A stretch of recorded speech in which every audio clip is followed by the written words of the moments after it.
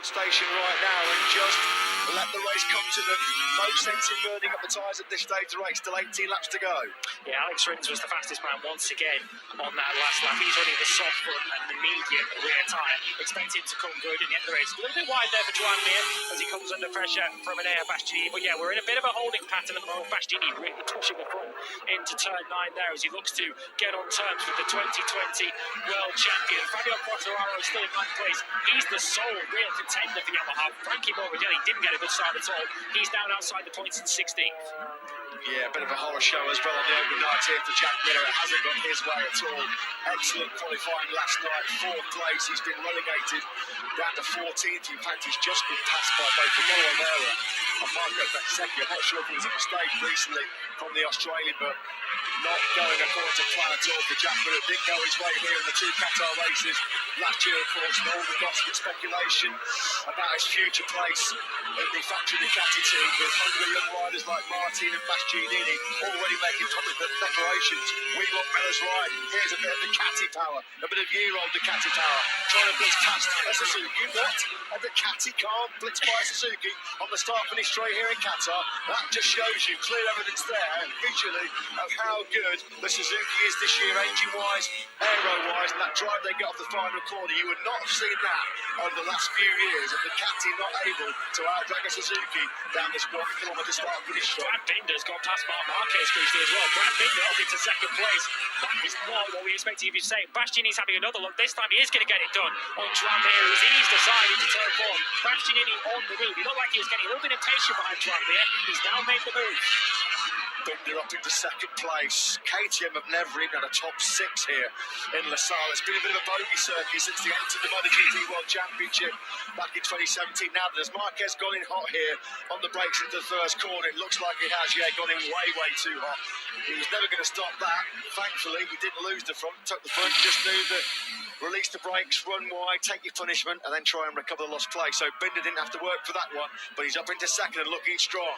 Here's a Bastianini straight on the back of the line as well. He looks like he really wants to get on with this. Jose Bastianini, he's always had that chance late in the Grand Prix, but he seems to be making his move a little bit earlier this evening. Touching on the rookies, we mentioned Marco Bezzecchi, who's ahead of Jack Miller, but a shout out to Darren Binder as well. He's up into 19th position. He is ahead of his teammate and the silent specialist, Andrea Dovizioso, by a couple of places. Binder, both Binders, having a pretty impressive opening night. Yeah, there are some riders in this field that are having a bit of a humbling start for 2022. Jack Miller, we mentioned, he's pushed up another place as well to Taki Nakagami. Likewise, Frankie Morbidelli on his factory Yamaha start in 2022. He's down in 17th place. He's been pushed out of the point scoring place. They're fully fit Frankie Morbidelli as well now. Now Canonero Bastianini needs to category anything about the reps along with Marc Marquez directly out of it. He's picked up some slipstream. He'll have the inside line and he eases by Marc Marquez on the brakes at the first corner. So Marquez, is he going to pull it a little bit tighter? No, Mia's gone well run wide. Likewise, Jorge Martin. That's the slipstream effect. That's just those extra 5, 6, 7 kilometres now you pick up in the slipstream. It just changes your braking marker. You saw it last year. Pecco Bagnaia actually lost the chance of a victory, but he ran it off at the first corner in the Grand Prix of Qatar last year. So it's an easy mistake to make. Simon, now do some thoughts. Yeah, just about that braking area when you first saw it with Mark, now a couple of others. But in recent years with the wings, they help the bike stop as well. When that device clicks back up into place and the wing's angle of attack works, they rely on it with their braking marker. But if there's someone in front of them in the braking area, the wings don't work and they can't stop. Yeah, all that dirty air around the wings. Yeah, good point, Simon. So Paul Espargaro, well, it's been plan A on to perfection so far for him. He made a brilliant launch on the line from 6th place on the grid. He's been happy to make the front running here, of course. There's been missed opportunities, as known in the past, and Paul Espargaro has been so tantalisingly close to breaking his Premier Class victory duck. I'm sure wherever you are in the world watching from the sofas on the virtual fan wall, you're enjoying this cracking start of the 2022 MotoGP World Championship. Paul Espargaro has the advantage from Brad Binder, still there in 2nd place. Bastianini in third, Marquez 4th, then it's Mir. Lazy Spargo trying to get on in this podium battle as well on the factory of Aprilia. I wonder if there's a problem for Jack Miller. He's dropped right the way down to last position now. He's 2 seconds even behind Raul Fernandez at the back of the field. There is clearly some sort of issue with the 43 Ducati. And Joan Mir, who expected to go forwards, is going backwards. That's Lazy Spargo kicking him off. Yeah, Mir's getting a bit beaten up here, isn't he? Getting a bloody nose. The former world champion. Miller must have some kind of problem. As Lewis said, he's dropped all the way back. There's a yellow flag as well. Yeah, Marco Bezzecchi's dropping out the field, unfortunately. The rookie who's had such an impressive weekend. Bezzecchi has dropped off the tower on the left-hand side of the screen, so he thinks something may have gone wrong. Mir looking to fight back against the Lazy Spargo. Both Suzuki's really in the middle of the battle. Alex Rins just behind. He's trying to keep Jorge Martin at bay. Jack Miller has entered the pit, and Marco Bezzecchi, unfortunately, has entered the gravel trap. Oh, Jack Miller doesn't have a lot of luck, does he, here in Qatar? You remember when that seat broke loose a few years ago, and then last year, I remember it in the Omni Grand Prix, he had a mystery vibration problem on the right-hand side of his tyre. It was almost launching him to the moon through all the right-handers. So Jack Miller's woes in Qatar continue. There's Marco Bezzecchi. Sadly, it's been a real promising MotoGP debut up to that point for Bezzecchi. He slides out at the final corner when he was looking well set for a point-scoring finish. Yellow flags are still out in all sectors. I'm sure Simon's going to try and find out exactly what happened to Jack Miller. Bad start to the year for the Australian when he needs a good start to the year to ensure that he's putting himself at the forefront of the mind of the Ducati management for that coveted factory seat next year. It's been knees and elbows and hands all going between these two, Mir and Lazy Spargo. Surprised to see Mir struggling to run the pace at the front at the moment. Will he come on strong in the latter stages? Absolutely, he's leaving himself a little bit of work to do at the moment. He's only a second off the lead at the moment, although that top four do appear to be getting a little bit of breathing space out on the front, but it just underlines how competitive MotoGP is in 2022. 5 different manufacturers in this 6-wide leading group. Paul Espargaro leading for Honda ahead of a KTM of Brad Binder, a Ducati of Enea Bastianini, the second Honda of Marc Marquez, with an Aprilia and a Suzuki right on their tails. Well, in the early stage of this Qatar Grand Prix, I don't think anybody would have thought pre-season that Paul Espargaro and Brad Binder and Enea Bastianini would be holding the top 3 places, with world champion Fabio Quartararo in 9th and runner-up last year, Pecco Bagnaia in 10th. Still a long way to go. There was confirmation on your screens. Unfortunately, Jack Miller retired. Down and out of the opening Grand Prix. That's a cruel look for Jack Miller, really unfortunate for him. Now we're looking back at Alex Rins, and there's the pole man, Jorge Martin. He's in 8th. Bagnaia actually has just taken that 9th place away from Fabio Quartararo, probably, I'd imagine, using a bit of grunt on the Ducati down that start-finish straight. The chasm between the Ducatis and the fastest motorcycles here and the Yamahas has been pretty embarrassing. Jack Miller storms out the back of the factory Ducati garage. Clearly there's been a problem that is not of his doing, totally out of his hands, not the way he wanted to kick off 2022. Might need to have a bit of a 10-metre exclusion zone around Jack for a few minutes. Yeah, this isn't the race we were expecting in many ways, with the pace at the front. The pace is getting quicker. Paul Espargaro now in the mid-154s. The big question is, will that soft rear tyre that Paul Espargaro is running, as well as his teammate Marc Marquez, will that still give up good grip at the end of the race? Brad Binder perhaps sitting pretty in second place. Not a position he expected to be sitting in this Grand Prix, but he's of course got the medium tyres on. Ryan Real, necessity really, that's a tyre that KTM kind of have to run in these cool conditions. They can't really run the soft, they just can't get the performance out of it. But Binder running comfortably in second place, Bastianini just on his tail, and the top 4, the only riders able really to run this 154 pace. The likes of Zarco more than any further back over 54s, but they're way out of contention at the moment. Yeah, I suppose the big question in terms of victory hopes here, can the likes of Rins, Martin, Quartararo, Bagnaia bridge what at the moment looks like a pretty big gap? Are they just trying to manage their pace and have some good tie line towards the back end of the race? Alex Rins is detached by about a second behind his teammate Joan Mir. He in turn then to about 4 tenths back to Martin.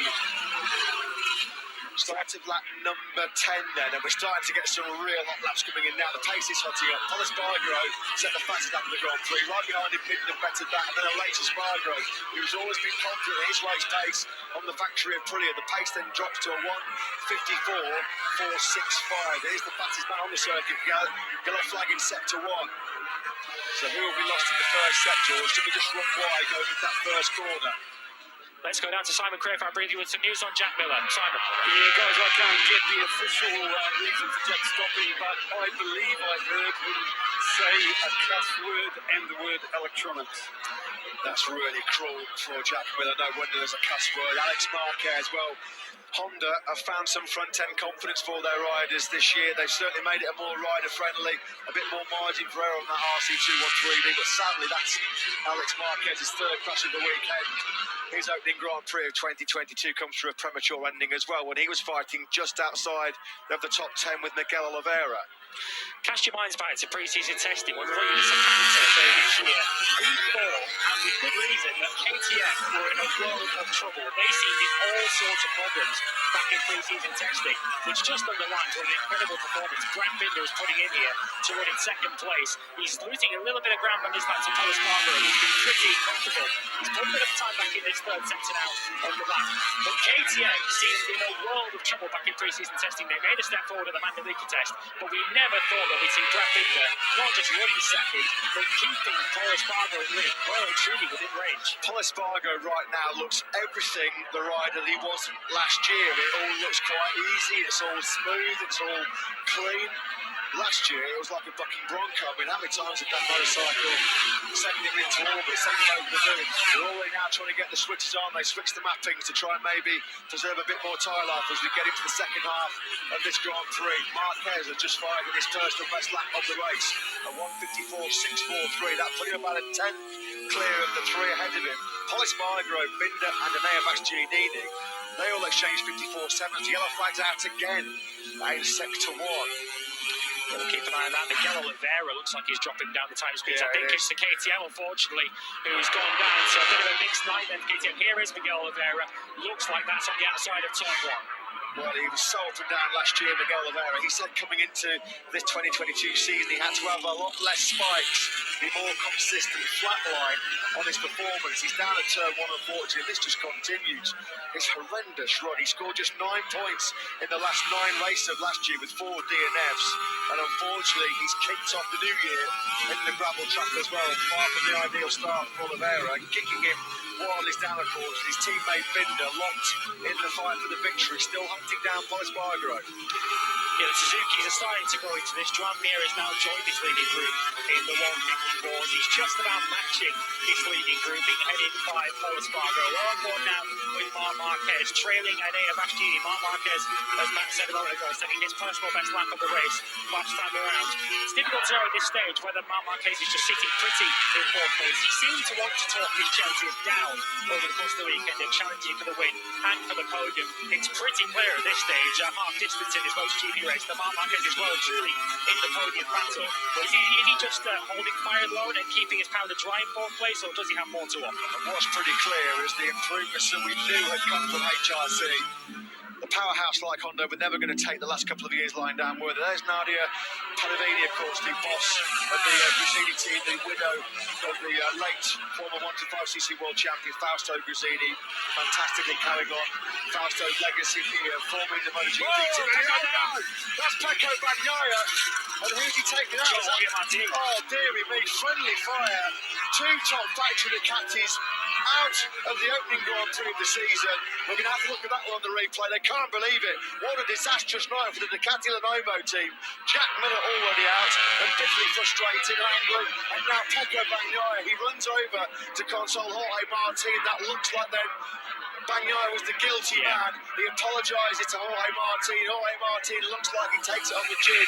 But what a disaster. Up the inside then comes Bagnaia. He's at the inside line. Front end just tucks right from underneath him. Trailbreak into the first corner. On the outside, poor old Martin hung out to dry. Nowhere to go. He gets clattered. The poleman Martinator out. And Pecco Bagnaia out as well. What drama in the opening Grand Prix. And what a disastrous opening night for Ducati. Nothing Jorge Martin could do. He was just being overtaken into turn one and found himself being scooped up into the gravel trap. Paul Espargaro, look, he's already looking at his making a bit of a gap out of the front. He's a quarter of a second, 3/4 of a second, shall I say, clear out the front. And Bastianini, who's Ducati's sole hope now in the front of this Grand Prix, looking as if he wants to make a bid immediately to get into second place. You can see that factory Honda of Espargaro going off into the distance.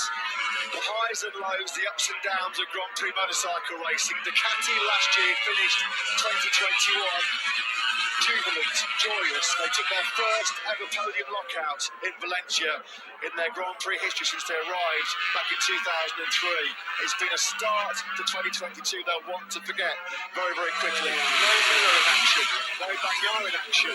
Jorge Martin, the tall man, wiped out by Pecco Bagnaia. You don't see Pecco Bagnaia make those kind of mistakes. He's going to be gutted. He'll be devastated, not through his own prospects, but the fact that he also wiped out Jorge Martin. Red faces on the red bike so far this weekend. Now they're just still moving. Some of the Dave London, that's why the yellow flags are still been out in sector 1. Back at the front, Pol Espargaro. This will be a popular win if he hangs on here with 10 laps to go in Qatar. He was really put through the mill last year, battered and bruised so many times. That Honda last year, the really unruly Honda, really did spit him and chew him up last season. But Pol Espargaro looking so good, so strong at the front of this Grand Prix still. Let's quickly get a tech observation from Simon. Yes, guys, you know, everybody's been mentioning the last 7 laps, 6 laps, something like that, a sprint to the end, and about tires, you know. But something nobody has mentioned is fuel.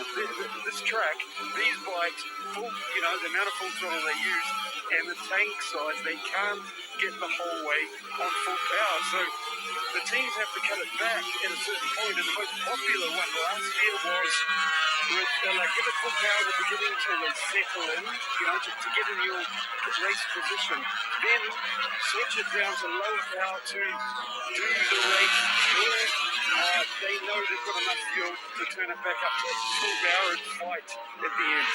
Yeah, thanks to that, Simon. You just wonder now whether Bastianini, Marquez, and Lace Spider are going to find a way through on Van Binder. Because Pol Espargaro at the front of this Grand Prix on this lap alone has taken half a second out of the South African.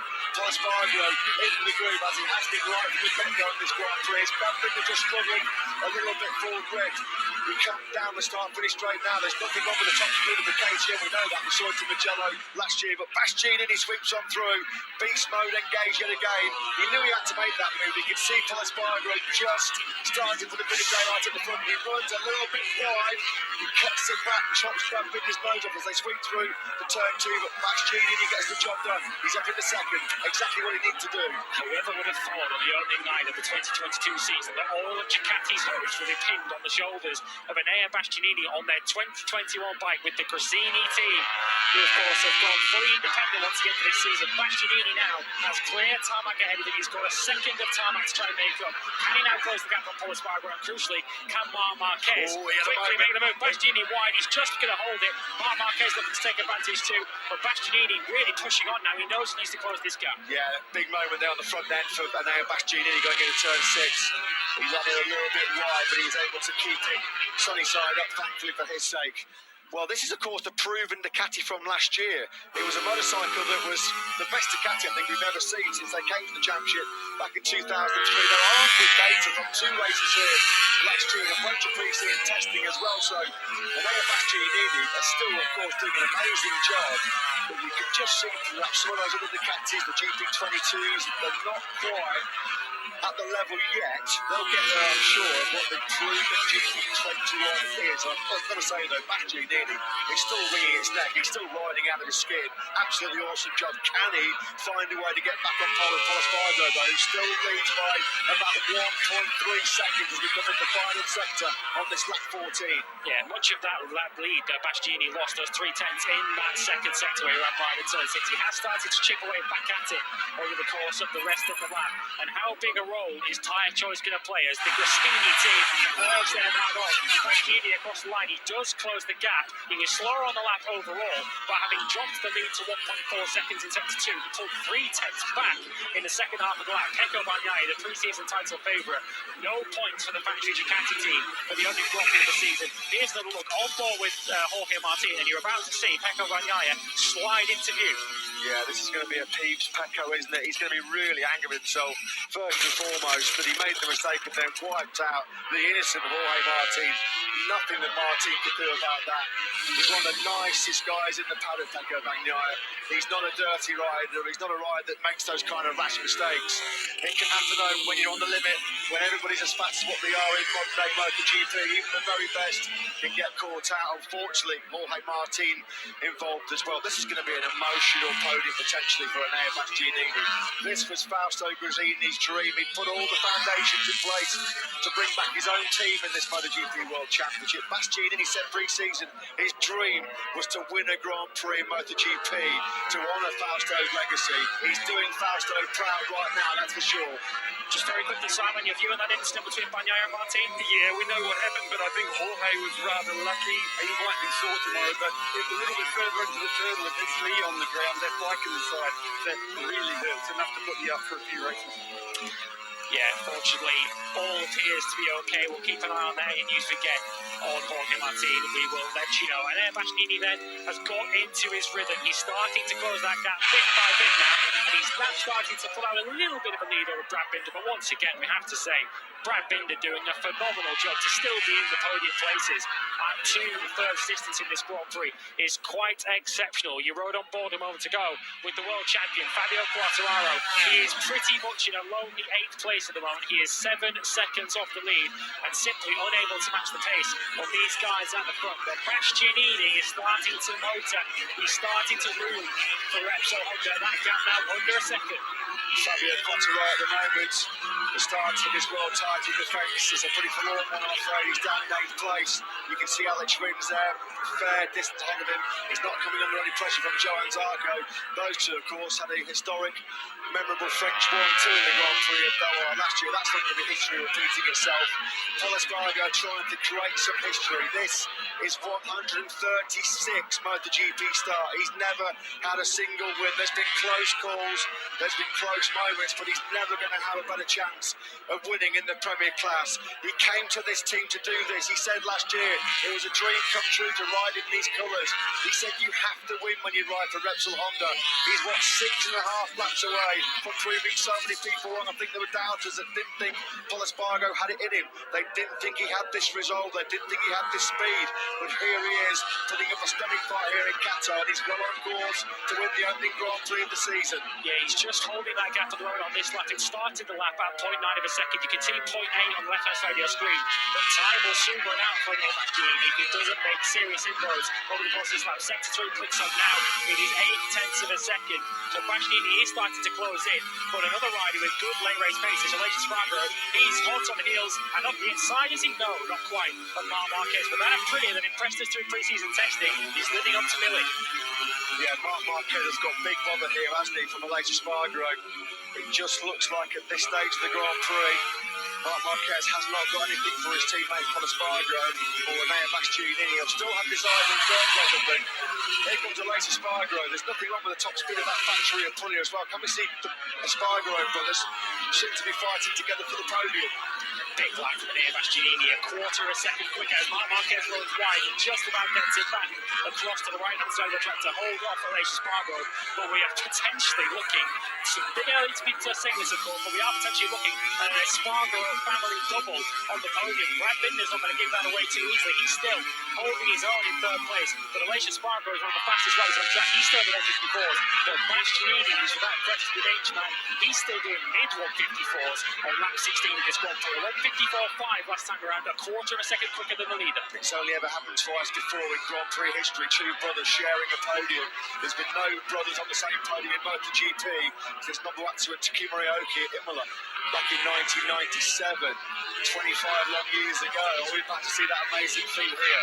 Marc Marquez looks like he's in a bit of trouble here. Aleix Espargaro looks like at this stage of the race he's got the better pace. We are now into that phase of the Grand Prix where tyre wear is going to be king. Who has kept the best life in that rear tyre in particular? 6 laps to go, 5.5 to go. Binder at the moment looks like he is able to streak away from Marc Marquez. Can he resist? Can he hold Aleix Espargaro at bay and hang on to that 4th spot? Yeah, this is when the medium rear tyre for Aleix Espargaro is really going to pay him back. Marc Marquez on the softer option. Aleix Espargaro just appears to have more pace and more grip in these closing stages of the race. Likewise up at the front, of course. Both Repsol Honda's waiting for the softer option. He's got Here comes Aleix Espargaro up the inside. He leaves an elbow on Marc Marquez. Marc Marquez did not expect to win the Prius with no past in the first Grand Prix of the season, but Aleix Espargaro with some serious pace up into P4. You just knew Marc Marquez was not going to give that one up without a fight, and he didn't. But Aleix Espargaro, it was tight, but he made it through. Now then, look at that gap coming down here.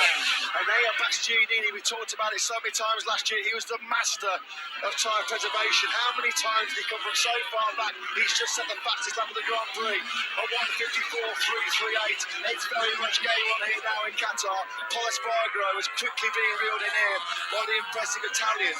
A couple laps ago, his advantage is 1.6 seconds. He's now down to just a couple of tenths. Paul Espargaro trying desperately to cling on here to what will be a famous victory. On course, though, for an emotional win will be Enea Bastianini. He's right now on the rear tyre of the Repsol Honda man. How much do you want him, Paul? He's going to be desperately searching for grip in these closing 5 laps of the race.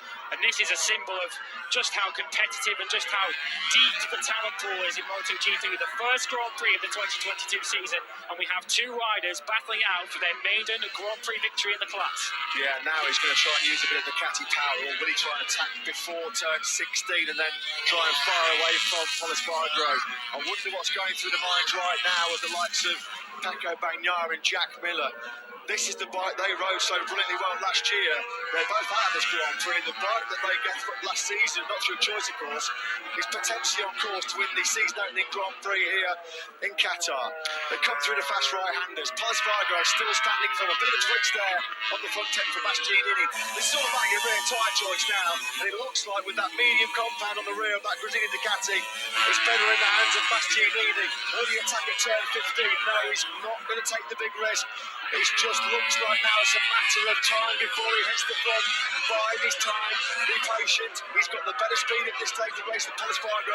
He doesn't need to take big risks. He doesn't need to be rash. A little bit of a shake from the nose of that Honda for Paul Espargaro as he came round turn 14. But here is where the expected to happen. And Bastianini then pulls out of slipstream straight past Paul Espargaro. Can Paul Espargaro get back past? Does he have any grip on the brakes to get past? No. Bastianini gets his spot to Paul Espargaro. He runs wide into turn 1. That's game over for Paul Espargaro. He did that in one of the Grand Prix there last year. The pressure's been building. Wow. What's going through the thoughts here now at the Gresini team? And of course, the mistake from Paul Espargaro now means that it's Binder and Marc Marquez back on the podium. Aleix Espargaro.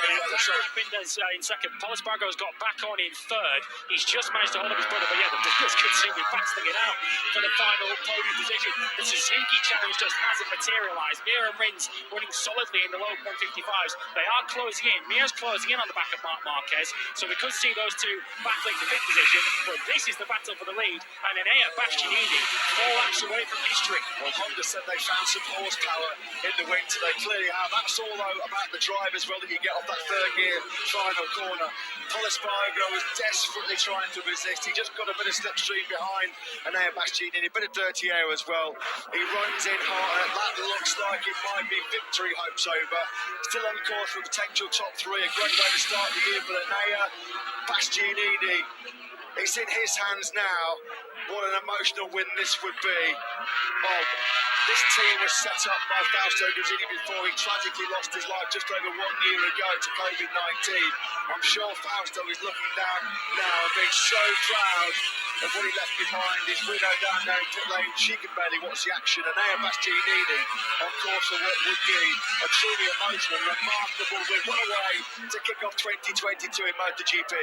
Yeah, what an incredible podium we're potentially staring at. 3 laps to go as they come across the line now. Brad Binder has just kept himself in the fight. He's not faded like we thought he might. With those medium tyres, they're really helping him in the closing stages of this Grand Prix. He leads Paul Espargaro over the line by 0.3 of a second and looks pretty comfortable there in second place. That's Espargaro and Paul.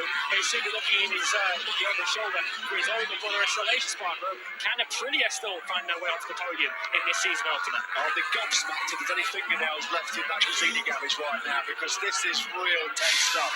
Big switch again. Look at Paul Espargaro. He's got nothing left in that soft rear tyre. He had a twitch going into turn 4, a twitch coming out of it as well. There is Nadia Pavigliani, the Gresini Racing MotoGP team principal. I'm sure the tears are going to be flowing post-race here for Enea Bastianini. Can hang on. He looks so good. He looks so comfortable.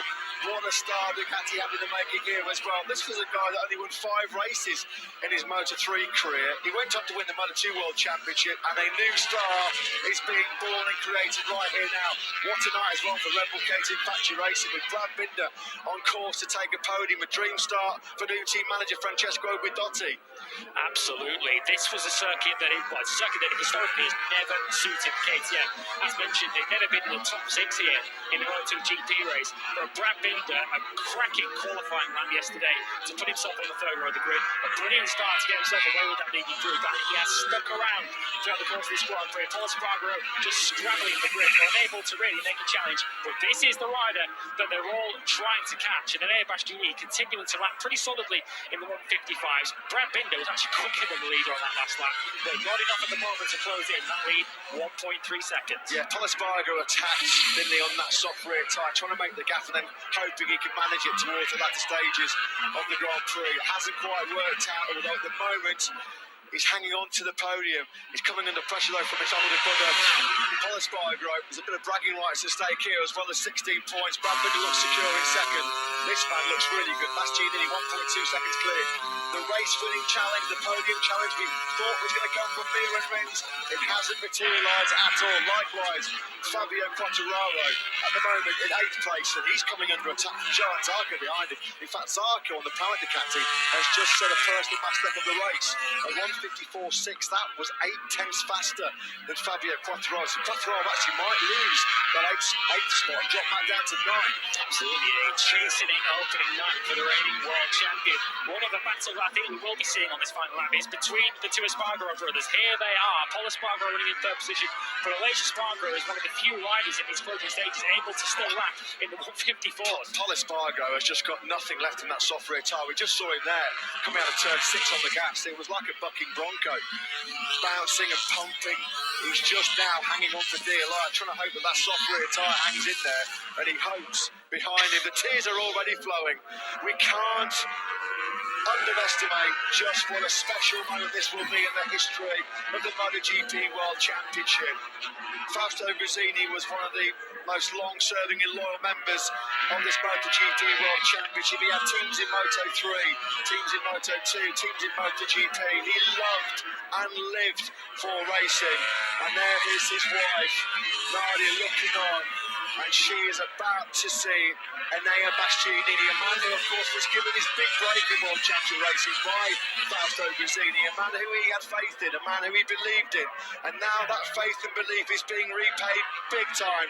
We're going to choke up here in the comps box as well here, aren't we? Because Enea Bastianini has, just over 5.3 kilometres to go between himself and the most emotional of Grand Prix victories here in Qatar. Yeah, Brad Binder, to his credit, isn't giving up on this just yet. He was 10 quicker once again on that penultimate lap, but it will only take a mistake now for Enea Bastianini to lose this one. Brad Binder, though, 2nd place incoming for the first Grand Prix of the season for the Factory KTM team. What a start for Francesco Guidotti, and that new Honda that we've talked about all winter looks like it might just hang on to a podium.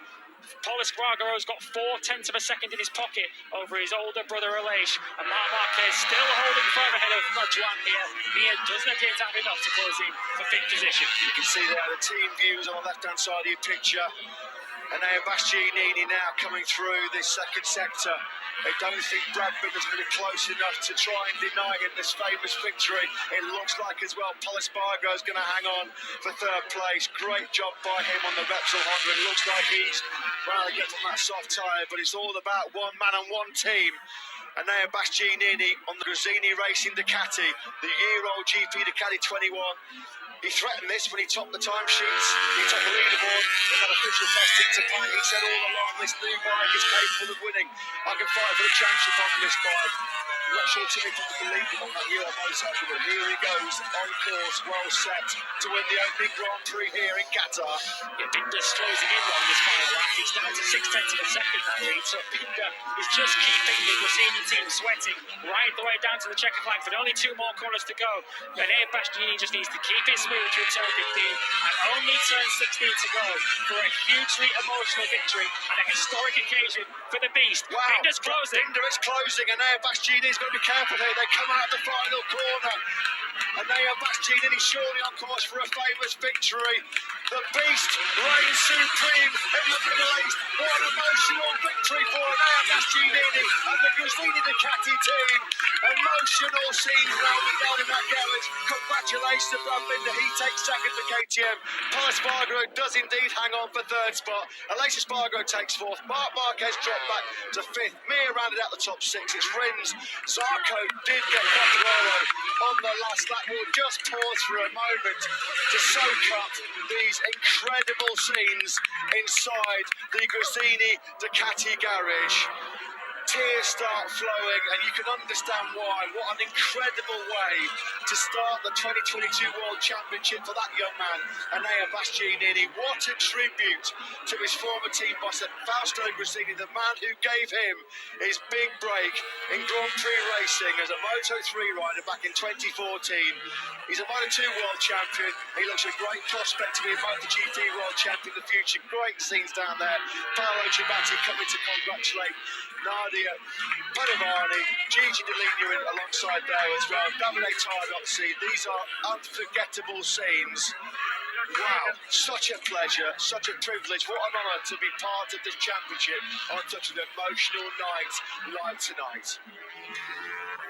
History made on the opening night of the 2022 season. You can see the tears in the open visor in the helmet of Enea Bastianini. The Beast is unleashed in MotoGP. We saw a couple of occasions at Misano last year just what he was capable of. There was a podium in Enea Bastianini, and look at the joy in the Red Bull KTM Duration. They were in terrible trouble just a month ago in pre-season testing. We looked like we were going to have to be expecting.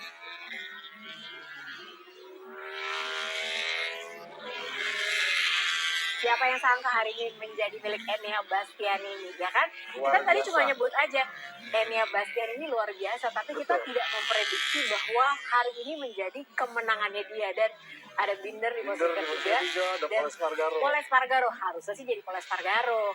Tapi ya itulah ya, tapi ya palingnya dia akhirnya podium lah.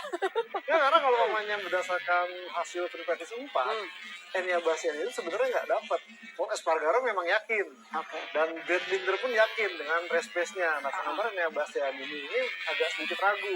Hanya saja tadi agak ada kejadian hektik di starting grid di mana beberapa pembalap melakukan pergantian ban. Iya. Yang paling di membingungkan, menit-menit terakhir tuh iya, ya. dan paling mencengangkan adalah seorang Marc Marquez yang awalnya memilih medium soft, ternyata mengambil soft dan soft depannya itu adalah ban yang udah dipakai. Makanya dia tadi mungkin punya strategi untuk langsung ke depan, ternyata tidak berhasil, dan akhirnya malah keteteran. Dan yang ampuhnya lagi adalah saya akui nih, El Diablo versi dari Valentino Rossi yaitu Enea Bastianini ini sangat ciamik. Ini saya rasa berkat pengaruh dari kru chiefnya yang ex Andrea Dovizioso, Alberto Gribuola, yang dimana bisa mungkin memberikan satu feedback bahwa menjaga tingkat keausan ban tanpa harus keteteran. Nah ini nih. Kita lihat ini udah aman-aman di posisi ke-8 di balap sama Johan Zarco. Tipis saja di saat-saat terakhir sampai geleng-geleng nih Fabio Quartararo. Aduh, udah cakep tadi 8 ya kan, lumayan ya. Jadi kemenangan Enea Bastianini ini menjadi sejarah baru, Jeng. Karena saat Qatar pertama kali digelar, itu juaranya adalah Setegi Brno dengan Telefonica Movistar yang juga Gresini Racing. Nah sekarang setelah hampir 17 tahun lamanya, akhirnya Gresini lagi menjadi juaranya, dan sejarah baru juga karena apa? Baru Gresini Racing ini yang menang di kondisi saat balapan siang dan balapan malam. Wah luar biasa ya. Ngomong-ngomong ini GP? Ini GP 22. Nah loh, wah Beko bisa dimarahin nih sama Ciabatti. Betul. Karena sempat diungkapkan bahwa apa yang dikatakan oleh pihak Gresini memang alokasi untuk Enea Bastianini ini GP 2022 bersamaan dengan Luca Marini di tim Yang paling satelit. baru ya. Kalau Pramac Oke. Racing ini udah pasti terbaru. Meskipun mungkin ada tadi yang mengatakan 21, sepertinya ini udah ada peningkatan ke 22 karena dari pihak race ini yang ini memang tidak full langsung 22, tapi ada proses. Oke. Nah, artinya ya kalau ngomongin Peko gitu ya. Tadi kita lihat Peko memang sepertinya hari ini di Qatar dia nggak Buset. dapat sama sekali. Sampai akhirnya tadi dia juga harus membawa Jorge Martin jatuh bersama dia juga. Betul. Jadi ya Peko tuh kelihatan banget ya kalau dia udah nggak yakin Udah. ada aja kesalahannya Betul, gitu. salah sendiri gitu Iya, yang benar-benar. yang Ya, yang- ya di Mugello kemarin kan juga betul. jadinya sama kayak gitu Dan kan waktu. cuman Mugello nggak bawa pembalap Bener. lain. Tapi itu efek karena ada Dupasquier meninggal. Betul. Kemudian dia bilang bahwa Nggak bisa itu konsentrasi. mentalnya juga akhirnya Jatuh.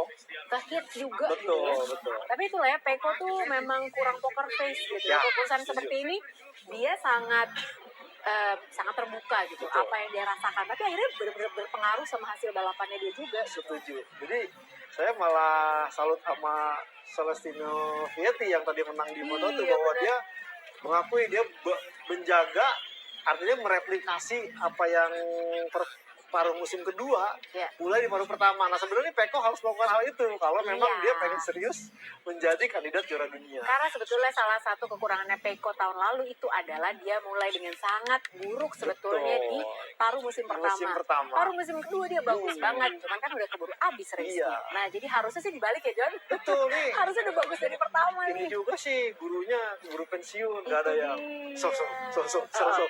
Pilihan bannya, ayo pilihan ban yang bener dong gitu.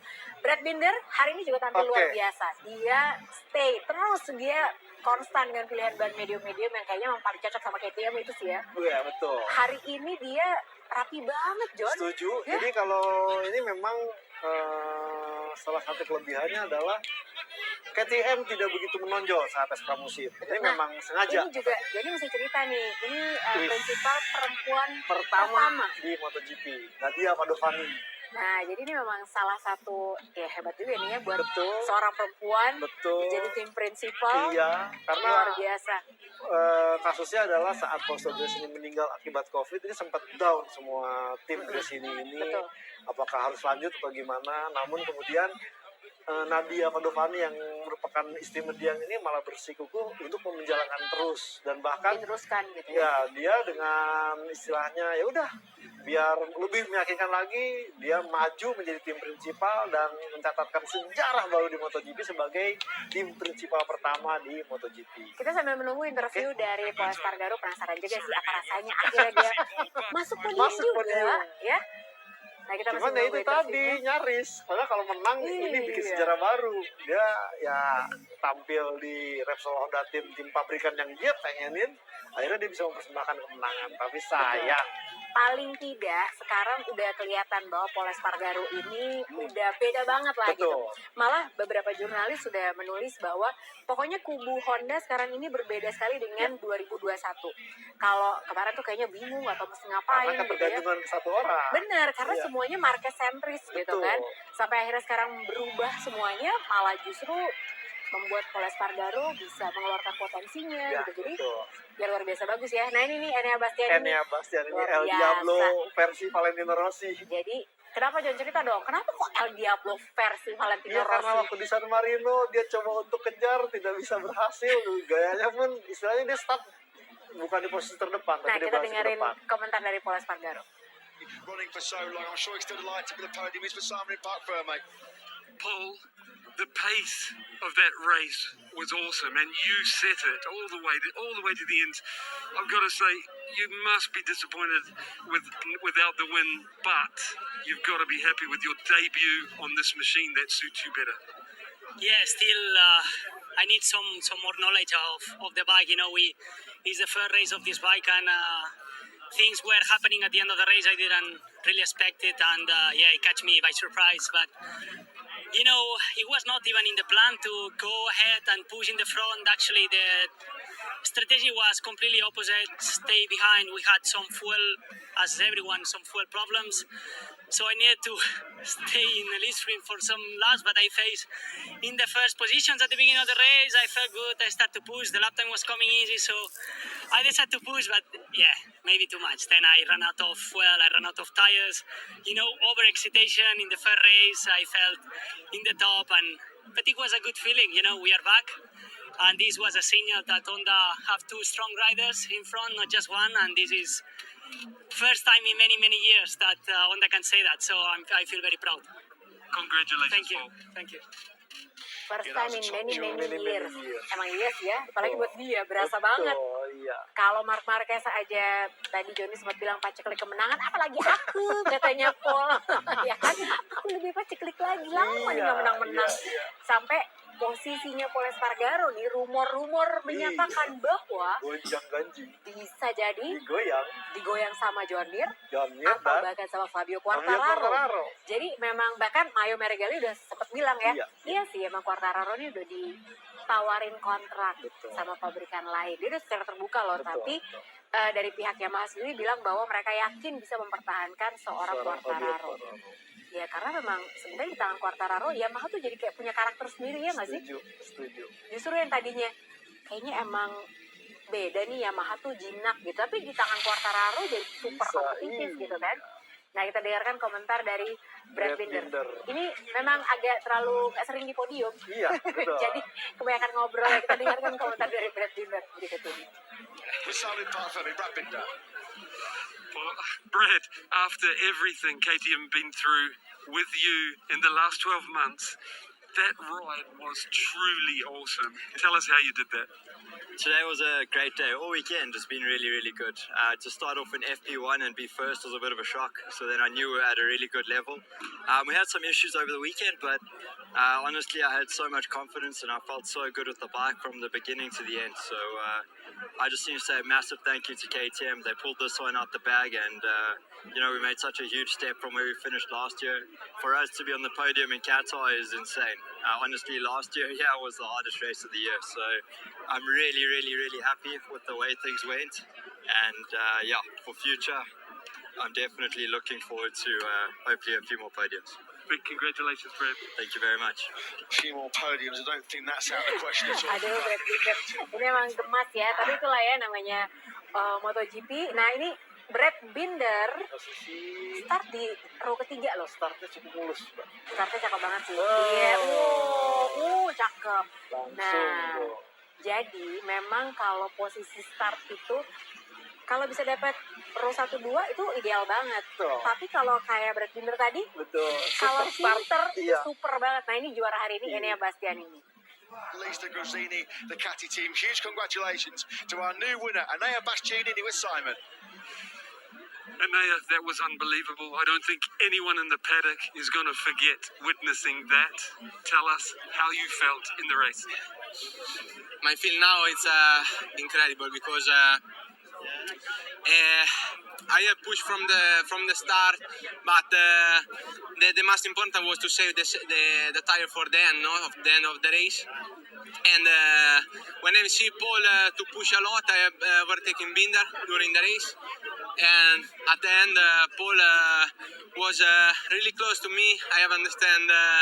Okay, now I can try to win the race, and I overtake Paul in the first corner after he is go out, and nothing is difficult for me to speaking now. I want to dedicate this victory to Fausto because he have pushed a lot from the sky, and it's fantastic for all the team. I think we have cried all the guys, and nothing. I'm very happy also for my family at home. I want to say one thanks to everybody for this. Congratulations, Anaya. Fantastic job by Kayaknya Enea sulit Bastianini. memproses banget ya nggak sih? Buat seorang Enea Bastian ini, ya iyalah, dia juga nggak nyangka. Iya. Dan tidak hanya itu, karena ini memang istilahnya ada rasa kekeluargaan kepergian Moto Grace ini. Jadi dia tadi bilang Sky, makanya dia tidak membuka kacamata kan. Udah menangis tuh kayaknya ya.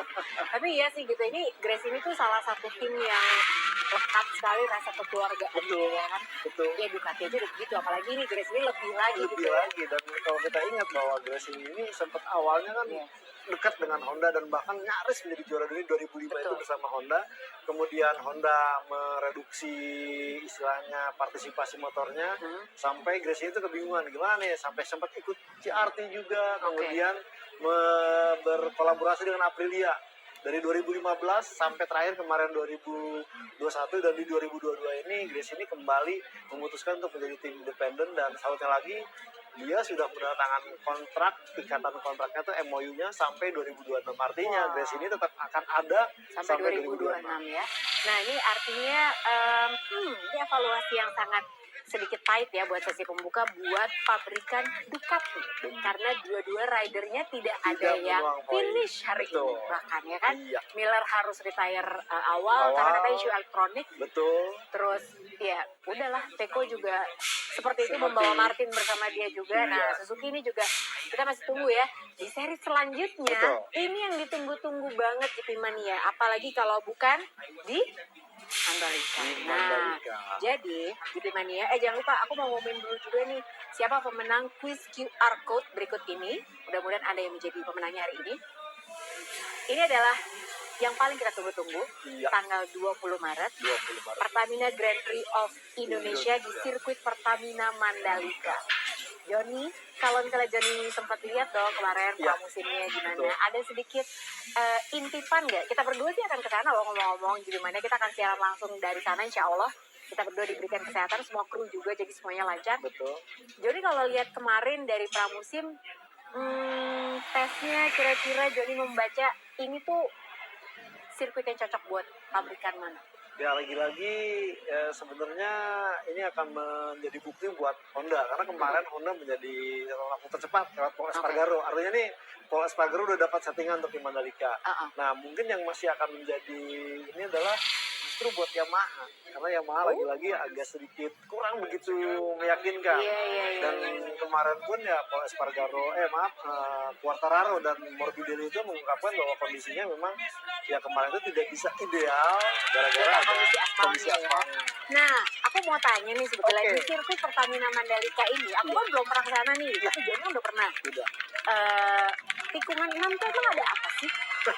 Soalnya, kenapa aku nanya tikungan 6? Konon katanya ini menurut Luca Marini, tikungan 6 di sirkuit Pertamina Mandalika ini adalah tikungan terbaik yang pernah dia lewati, katanya. Emang ada apa, Jon? Itu kayak es kecil sebenarnya kalau di situ itu. Jadi benar-benar bisa dilibas dengan kecepatan tinggi tanpa harus menurunkan atau melepas gas. Ini yang menjadi sensasinya, dan bahkan seorang Luca Marini suka banget katanya di tikungan 6 itu. Makanya dia berhasil mencetak waktu tercepat di hari kedua. Dan Marini udah pengen banget langsung bisa balapan di Mandalika. Oh pantesan. Nah, ini kan mereka bukan orang Asia kan? Betul. Cuma Nakagami aja orang Asia, itu pun Jepang kan? Dengan kondisi panas yang seperti itu, nanti nih tanggal 20 Maret di sirkuit Pertamina Mandalika, kira-kira akan seperti apa tantangan buat rider-rider ini setelah dari Qatar? Nggak lama loh waktunya, mereka akan langsung ke Mandalika, gimana aja? Cuman dengan kemarin dia sempat ikut tes pramusim, setidaknya mereka udah ada gambaran, ya paling tidak udah siap bak es. Itu kayak Alex Rins pakai bak sampah. Pakai bak sampah.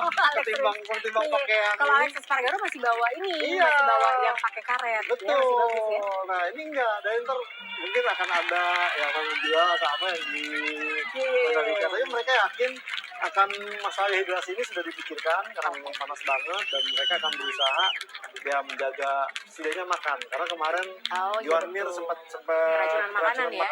Betul.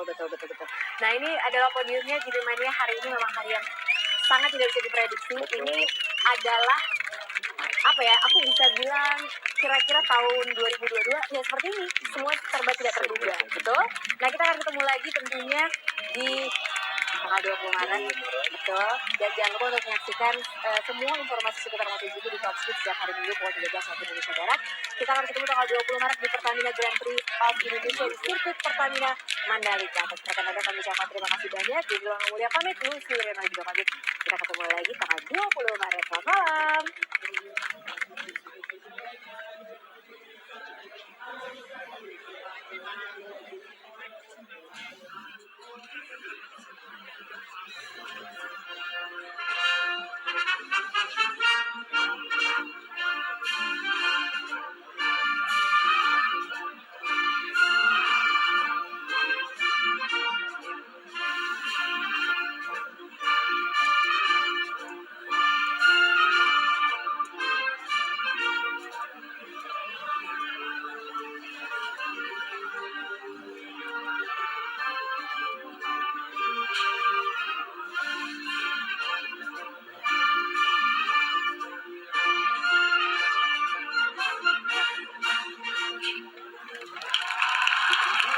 What incredible and emotional scenes here on the podium at the Losail International Circuit in Qatar. What a wait. Berani melawan keterbatasan demi memberitakan kebenaran. Terus berjalan menghadapi perubahan, berinovasi menjawab tantangan zaman. Menjadi tempat informasi terpercaya yang cepat, berimbang, dan akurat. Tak sekadar memberi wawasan, namun juga membuka pikiran. Orang cerdas membaca tuntas hanya di detik.com. Ini waktunya. Nyalakan semangat. Balap sebuah tantangan. Berani melesat. Tanpa batas. Bersama Pertamina Grand Prix of Indonesia. MotoGP Mandalika 2022. Pertamina, energi untuk berani melesat. Energizing you. Formulated in Italy. Pertamax Turbo.